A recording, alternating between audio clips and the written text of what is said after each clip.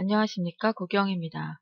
네, 오늘은 CSS에서 웹 요소를 변형시킬 수 있는 몇 가지 함수와 그 속성들에 대해서 알아보도록 하겠습니다.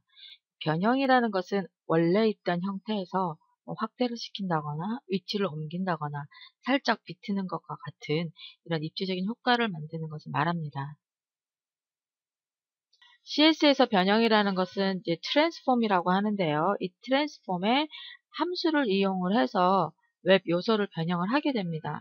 이 트랜스폼 함수는 아직까지 표준이 정해져 있지 않기 때문에 함수 이름 앞에 벤더 프리픽스를 붙여서 웹킷이라든지 모질라라든지 이런 걸 접수사를 붙여서 함수를 표현을 합니다. 이 변형이 2차원 변형이 있고 3차원 변형이 있는데요. 웹에서의 2차원 좌표에 대해서는 몇 번 설명을 드렸었는데 브라우저 창의 왼쪽 윗부분 꼭지점을 기준으로 해서 X 값은 오른쪽으로 갈수록 이제 플러스 값이 되고요. Y 값은 밑으로 내려갈수록 플러스 값이 됩니다. 다음 3차원은요. 기존에 있던 X와 Y라는 좌표에다가 Z값이 들어가게 되는데 브라우저 창에서 오른쪽으로 가면 X, 밑으로 가면 Y잖아요. Z라는 것은 화면 앞, 뒤로 움직이는 것이 Z값이 됩니다. 그러니까 화면 앞으로 오게 되면 플러스 값이고요. 화면 뒤쪽으로 이동을 하면 마이너스 값이 됩니다. 자, 트랜스폼에서 가장 많이 사용하는 게 translate이라는 함수입니다. 이 translate은 선택한 요소를 움직이는 거예요. 뭐 X좌표로 움직이든 Y좌표로 움직이든 Z좌표로 움직일 수도 있고요. 세 개를 함께 다 뭉뚱그려서 3D라는 함수를 이용을 해서 나타낼 수도 있습니다. 지금 여기 사용할 수 있는 함수가 기본적으로 2차원 좌표를 했을 때는 트랜슬레이트에서 움직일 거리 X좌표, Y좌표가 세 개를 다 세 방향으로 다 움직이고 싶다면 트랜슬레이트 3D라고 하면 되고요. 다음 X방향으로만 움직일 경우에는 트랜슬레이트 X.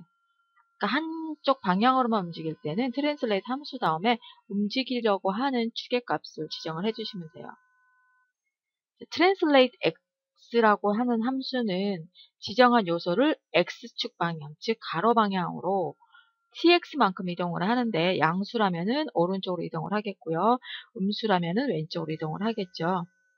자, 예제를 보시면 스타일 속성 안에서 translate x라는 클래스를 정의를 하고 있습니다. transform 땡땡 translate x 30픽셀 이러면 트랜스폼 함수를 이용을 할 건데 그 중에서도 translate x라는 걸 이용을 해서 가로 방향으로 움직여라. 얼마만큼 움직이냐면 30픽셀만큼. 양수기 때문에 오른쪽으로 이동을 합니다. 오른쪽 예제를 보시면은요. 밑에 배경색으로 나타난 부분이 원래 사진이 있던 자리고요. 오른쪽으로 30픽셀만큼 이동을 해서 사진이 표시되는 것을 볼 수 있습니다. 트랜슬레이트 Y도 같은 방법으로 생각을 하시면 돼요. 그러니까 Y이기 때문에 Y축 방향, 즉 세로 방향으로 움직이는데 움직이려고 하는 값이 20픽셀이에요. 그러니까 양수 값이기 때문에 아래로 20픽셀만큼 움직이게 됩니다. 자, translate z라는 함수는요. z가 z축으로 이동을 한다는 건 앞, 뒤로 이동을 하는 거기 때문에 이 안에 들어있는 값을 한번 보면 마이너스 40이에요. 플러스일 경우는 앞으로 나오지만 마이너스일 경우는 뒤쪽으로 이동을 합니다. 그래서 원래 이 배경색이 있는 부분이 원래 사진인데 마이너스 40이라고 했기 때문에 뒤로 이동을 해요. 뒤로 이동을 하면 그만큼 멀어져서 사진이 좀 작게 보이겠죠. 자, translate 3D라고 되어 있는데요. 이것은 내가 X, Y, Z 세 군데 방향으로 모두 각각 어느 만큼씩 이동을 하고 싶을 때 그때는 translate 3D라는 함수를 이용을 해서 표현을 해주면 됩니다. translate는 이동을 하는 거라면 이제 scale 함수는요. 확대하거나 축소하는 것입니다. 그러니까 특정한 요소에서 이 원래 있던 사진 크기를 확대를 시켜서 보여주고 싶다거나 축소를 해서 보여주고 싶을 때 scale이라는 함수를 쓰시면 되고요.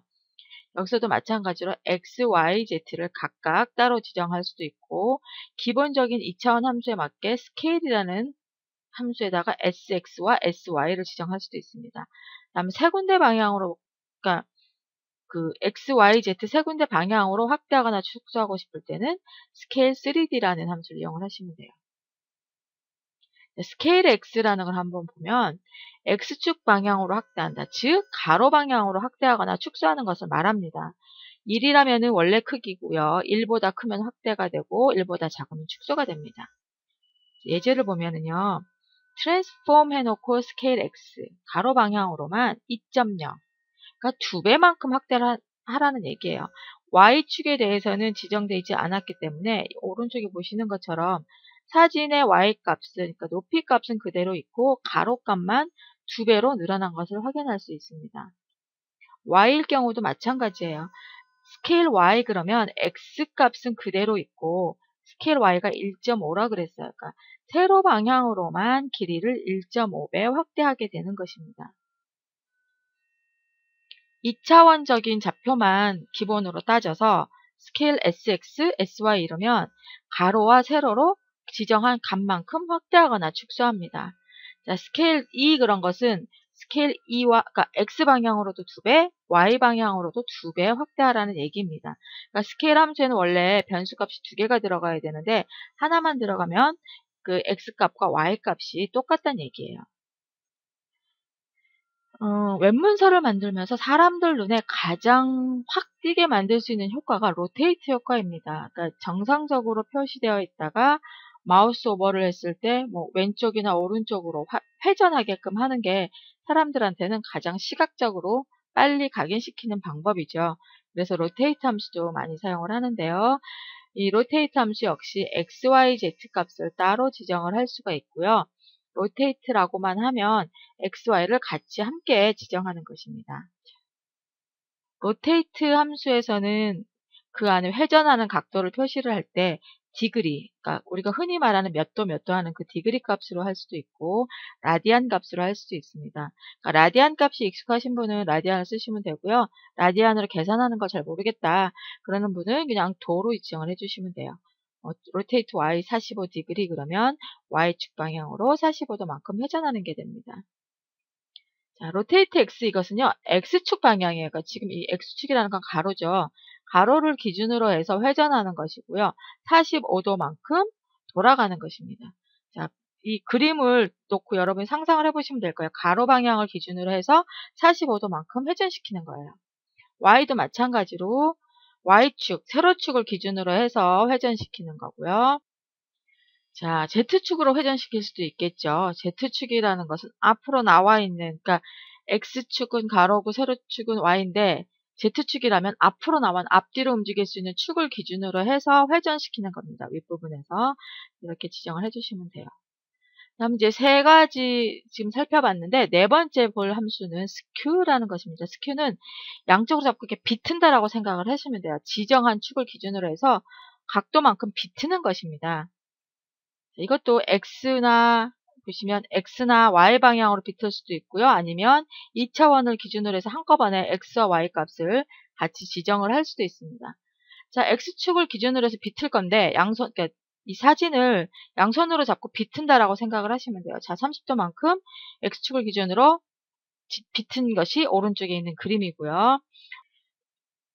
X값과 Y값을 한꺼번에 지정을 해서 뭐 가로 방향 X축 기준으로 해서는 25도만큼 세로 방향으로는 마이너스 15 X값과 Y값을 함께 지정을 해줘가지고 X축하고 Y축으로 동시에 비틀 수도 있습니다. 지금 마이너스 25도 하고 마이너스 15도 방향으로 비튼 게 이 그림입니다. 그러니까 여러분이 몇 번 소스를 입력하면서 비틀어 보면 어느 정도 비틀었을 때 어떤 결과가 나올지를 대충 짐작하실 수 있을 거예요. 트랜스폼에는 이제 앞에 살펴본 함수 외에도 여러 가지 속성들이 있는데 가장 쉽게 그리고 가장 많이 사용하는 속성이 트랜스폼 오리진입니다. 그러니까 트랜스폼을 적용을 해서 요소를 변형을 시킬 건데 그 변형시키는 위치 기준이 원점이 어디가 되느냐는 것이죠. 그러니까 트랜스폼 오리진을 특별하게 값을 지정하지 않으면 그 해당 요소의 가운데 부분이 원점이 됩니다. 그러니까 회전을 시키더라도 요소, 뭐 이미지라면 이미지의 가운데 부분을 중심으로 해서 회전을 하게 되는데요. 이 트랜스폼 오리진 값을 left top, 그러니까 왼쪽 윗부분을 기준으로 하라라고 트랜스폼 오리진을 지정을 해주게 되면 여기서 회전을 하더라도 지금 여기 수수상에서는 지금 그 트랜스폼 로테이트가 빠져 있는데 로테이트를 하더라도 왼쪽 윗부분을 기준으로 로테이트를 하게 됩니다. 만약에 라이트 바텀이라고 오리진 값을 지정을 해주게 되면 오른쪽 아랫부분에 있는 꼭지점을 기준으로 회전을 하는 거죠.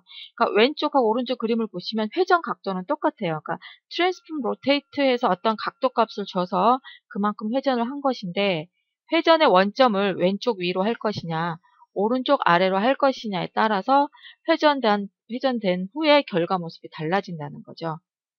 그러니까 지금까지 살펴본 몇 가지 트랜스폼 함수하고 트랜스폼 오리진이라는 속성을 가지고 한번 문서를 수정을 해보도록 하겠습니다.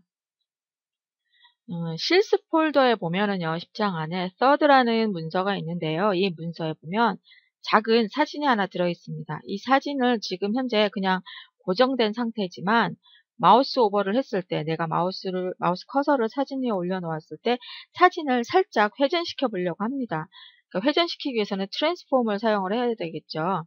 자, 소스를 불러와서요. 내가 회전시키려고 하는 요소에 아이디나 클래스 값을 먼저 확인을 해볼게요. 자, 이미지 부분에 태그를 찾아서 확인을 했더니 아이디 값이 퍼피예요. 그러면 이 아이디가 퍼피인 요소에 마우스 오버를 했을 때 트랜스폼 회전을 시키면 되겠구나 라고 알 수가 있죠. 이 부분에 대해서 스타일을 한번 적용을 해보겠습니다.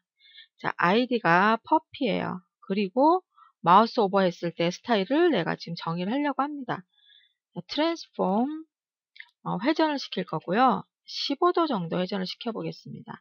그리고 트랜스폼은 아직까지 표준화가 되어 있지 않아서 앞에 벤더 프리픽스를 붙여줘야 된다 말씀드렸죠.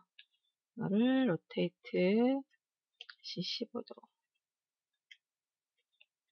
모질라까지만 할 게 아니라 오페라랑 MS도 따져줘야 되지만 여기서 일단 간단하게 이 정도까지만 추가를 하고 한번 확인을 해볼게요.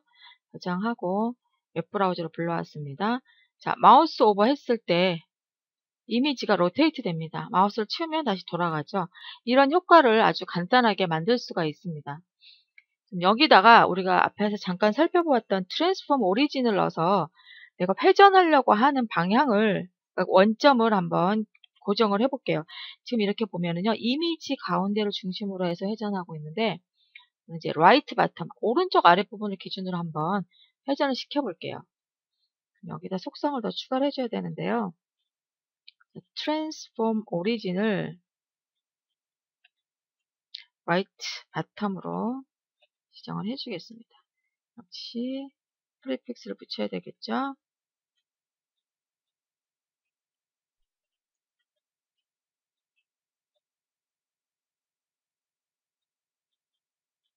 자, 저장을 한 후에 브라우저에서 확인을 할 텐데, 자, 아까와는 다르게 여기 오른쪽 아랫부분만 기준으로 해서 회전되는 걸 확인할 수가 있어요. 여러분이 오른쪽 윗부분, 라이트 탑이라고 하든지 레프트 바텀, 레프트 탑 어디를 지정하느냐에 따라서 얘가 회전하는 모습이 달라지게 될 것입니다. 네, 이번 시간에는 CSS의 트랜스폼을 이용해서 웹 요소를 간단하게 회전하거나 확대 축소하거나 이동시키는 방법에 대해서 알아보았습니다. 감사합니다.